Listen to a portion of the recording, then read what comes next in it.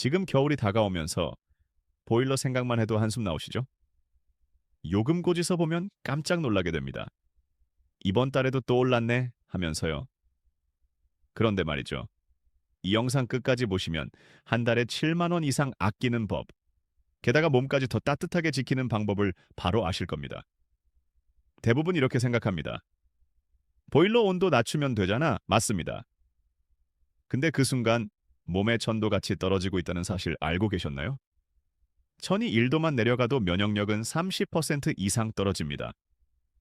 손발이 차고 혈관이 수축하고 피가 끈적해지기 시작하죠.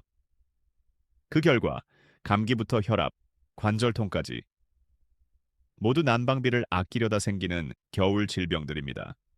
반대로 온도를 1도만 올리고 보일러를 이 방식으로 설정하면 난방비는 줄고 몸은 따뜻해집니다. 같은 겨울, 같은 집인데 설정만 바꿔도 한 달에 7만 원 이상 덜 나옵니다. 신기하게도 손발이 훨씬 덜 시리고 밤에 잠도 깊어집니다. 이 영상은 단순한 절약 팁이 아닙니다. 돈도 아끼고 건강도 지키는 보일러의 과학입니다. 보일러를 켜는 시간이 아니라 어떻게 켜느냐가 관건입니다. 이번 겨울 지갑은 가볍게 몸은 따뜻하게 만드는 진짜 난방법. 지금 바로 알려드리겠습니다. 겨울이 되면 대부분 이렇게 말합니다. 춥지만 조금만 참자. 보일러 온도 낮추면 요금이 줄겠지. 맞습니다. 온도를 낮추면 가스비는 줄죠. 하지만 그 순간 몸속의 체온도 같이 떨어집니다. 문제는 체온이 1도 떨어질 때마다 면역력이 30% 이상 약해진다는 사실입니다. 온도가 낮은 집에서 오래 머무르면 혈관이 수축하면서 피가 끈적해집니다. 혈압이 올라가고 손발이 차가워지며 피부로 가는 혈류가 줄어들어 얼굴색이 창백해지죠. 이걸 저체온성 피로라고 부릅니다. 추운데 오래 있지도 않았는데 몸이 늘 피곤하고 두통이 생기고 감기나 관절통이 반복된다면 그게 바로 신호입니다. 특히 나이가 들수록 체온 조절 능력이 떨어집니다. 젊을 땐 조금 추워도 몸이 금방 회복되지만 중년 이후엔 혈관이 딱딱해지고 신경 반응이 느려져서 한 번 떨어진 체온이 잘 오르지 않습니다. 그래서 밤에 손발이 시리고 아침에 일어났을 때 근육이 뻣뻣해지는 겁니다. 그렇다고 보일러를 마음껏 올리기도 부담스럽죠. 하지만 온도 대신 방식을 바꾸면 상황이 달라집니다. 예를 들어 낮에는 20도 전후로 유지하고 외출할 때 완전히 끄지 말고 외출 모드로 두는 겁니다. 이 모드가 단순히 전력 절약용이 아니라 실내 벽과 공기의 온도차를 줄여 에너지 낭비를 막는 기능이 있습니다. 완전히 꺼버리면 집이 차가워지고 다시 들 때 훨씬 많은 가스를 쓰게 되죠.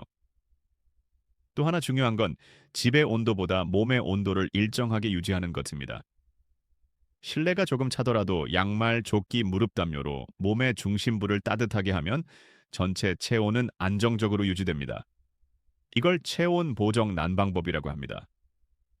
보일러는 최소한만 쓰되 몸에 열이 새지 않게 유지하는 거죠.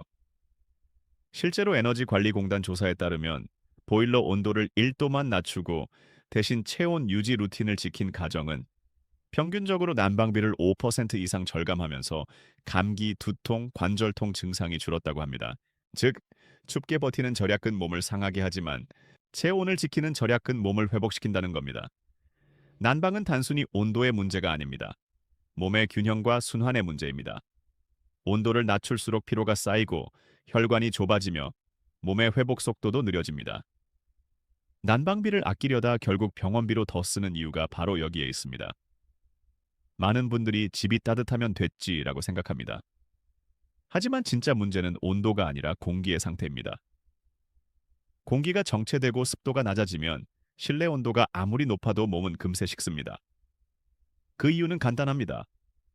공기가 건조하면 피부와 호흡기에서 수분이 빠져나가면서 체온이 떨어지기 때문입니다.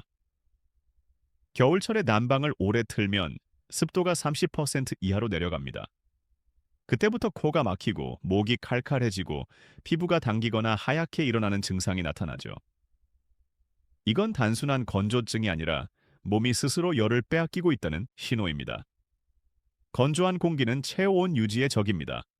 몸에 열이 빠져나가면 혈류가 느려지고 면역세포의 활동도 떨어집니다.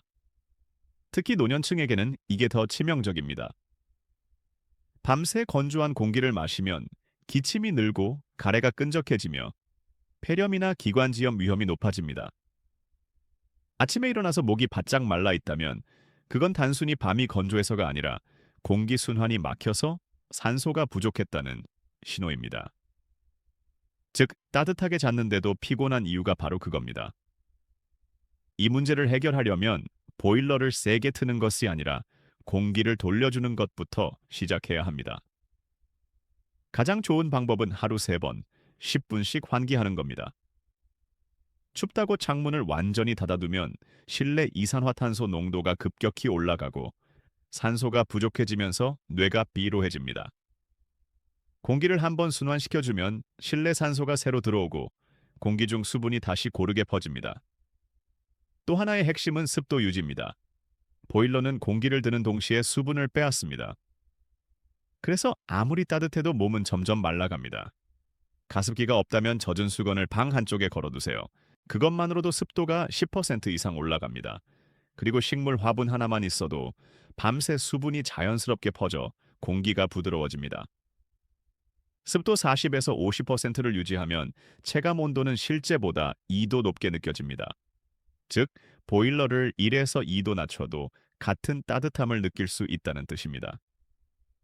그건 단순한 느낌이 아니라 과학적 사실이에요. 공기의 수분이 열을 잡아주고 피부와 호흡기의 열 손실을 막아주기 때문입니다. 즉, 난방의 핵심은 공기 관리입니다. 보일러의 숫자를 높이는 게 아니라 공기를 순환시키고 수분을 유지하는 것. 이 두 가지만 지켜도 난방비는 평균 20% 이상 줄어듭니다. 게다가 몸의 피로도 줄고 아침이 훨씬 가벼워집니다. 결국 따뜻한 집은 온도가 만드는 게 아닙니다. 숨쉬기 좋은 공기가 만들어주는 겁니다. 온도는 잠시 따뜻하게 만들지만 공기와 습도는 몸 전체를 편안하게 만듭니다. 많은 분들이 보일러 요금 아끼는 법을 검색하면서 가장 먼저 하는 게 있습니다. 온도를 확 낮추거나 외출할 때 완전히 꺼버리는 것. 하지만 그게 오히려 난방비를 더 늘리는 행동이라는 걸 알고 계셨나요? 보일러는 자동차 엔진과 같습니다. 시동을 꺼놨다가 다시 켜면 더 많은 연료를 쓰죠. 보일러도 마찬가지입니다. 실내 온도가 완전히 떨어진 뒤에 다시 들여면 처음부터 천천히 유지하는 것보다 3배 이상 에너지가 듭니다. 그러니까 외출한다고 꺼버리는 대신 외출 모드를 사용하는 게 훨씬 경제적입니다. 외출 모드는 단순히 전원 절약 기능이 아닙니다. 집안의 벽과 공기가 일정한 온도를 유지하도록 보일러가 최소한의 열만 유지하며 작동하는 시스템이에요. 이걸로 실내 온도를 급격하게 떨어지지 않게 만들면 귀가 후 다시 난방을 올릴 때 드는 가스가 크게 줄어듭니다. 두 번째는 예약 난방입니다. 요즘 보일러 대부분은 타이머 기능이 있죠. 아침 기상 30분 전, 퇴근 1시간 전에 자동으로 켜지게 설정하세요. 이걸로 하루 평균 난방 시간을 2시간 이상 줄이면서 체감 온도는 그대로 유지할 수 있습니다. 이 방식으로 월 5만 원 이상 줄었다는 사례도 많습니다. 세 번째는 온도 설정의 함정입니다. 많은 분들이 25도, 26도로 맞추면 더 따뜻할 거라 생각하지만 실내 평균 온도는 21에서 22도가 가장 적당합니다. 그 이상이 되면 공기가 건조해지고 피부와 호흡기가 말라 피로감이 쌓입니다. 게다가 보일러는 1도만 올려도 가스 사용량이 7% 이상 늘어납니다. 즉, 2도만 낮춰도 한 달에 약 3만 원 이상 절약 효과가 생깁니다. 네 번째는 보일러 압력과 공기 빼기입니다. 보일러 안에 공기가 차면 난방수가 제대로 순환하지 않아 가열 효율이 급격히 떨어집니다. 1년에 한두 번만 공기 제거 밸브를 열어주면 효율이 10에서 15% 올라가고 난방 온도가 훨씬 빨리 오릅니다. 마지막으로 밤에는 완전히 끄지 말고 유지 모드로.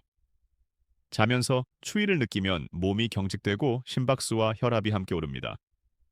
이때 난방을 완전히 꺼두면 새벽에 실내 온도가 15도 이하로 떨어지면서 몸의 중심체 온도 같이 내려갑니다. 하지만 유지 모드로 두면 온도를 약하게 유지하면서도 난방비는 가동 중보다 60% 이상 적게 듭니다. 이 5가지 원칙을 지키면 보일러를 매일 켜놓지 않아도 집 전체가 부드럽게 따뜻하게 유지됩니다. 그리고 무엇보다 한 달 평균 약 20에서 30%의 난방비 절약이 가능합니다. 즉, 한 달 25만 원 내던 집이라면 5만 원에서 7만 원을 줄일 수 있다는 계산이 됩니다. 결국 난방비 절약의 핵심은 보일러를 덜 켜는 게 아니라 똑똑하게 켜는 것입니다. 온도, 공기, 습도, 시간, 이 네 가지를 조절하면 건강도, 지갑도 동시에 지킬 수 있습니다. 겨울이면 누구나 고민합니다. 보일러를 켜자니 요금이 무섭고 끄자니 몸이 시리고 밤이 길어집니다. 그래서 매년 같은 질문을 하죠. 도대체 어떻게 해야 따뜻하게 지내면서 돈도 아낄 수 있을까? 사실 답은 아주 단순합니다. 온도를 높이는 게 아니라 습관을 바꾸는 것. 보일러를 똑같이 켜더라도 어떻게, 언제, 얼마나 켜느냐에 따라 요금도 건강도 완전히 달라집니다. 사람들은 종종 보일러는 돈 먹는 하마라고 말하지만 사실 보일러는 몸을 보호해주는 생명선입니다. 그걸 적절히 관리하면 한 달에 7만 원을 아끼면서도 더 따뜻하게, 더 건강하게 지낼 수 있습니다. 공기를 돌리고 습도를 유지하고 몸에 열이 새지 않게 지키는 습관이 생기면 온도는 조금 낮아도 마음까지 따뜻해집니다. 결국 난방비를 아낀다는 건 돈을 덜 쓰는 것이 아니라 몸이 스스로 따뜻해지는 환경을 만드는 것입니다. 이번 겨울 난방비는 줄이고 건강은 지키는 가장 똑똑한 방법. 당신의 습관 속에 이미 있습니다.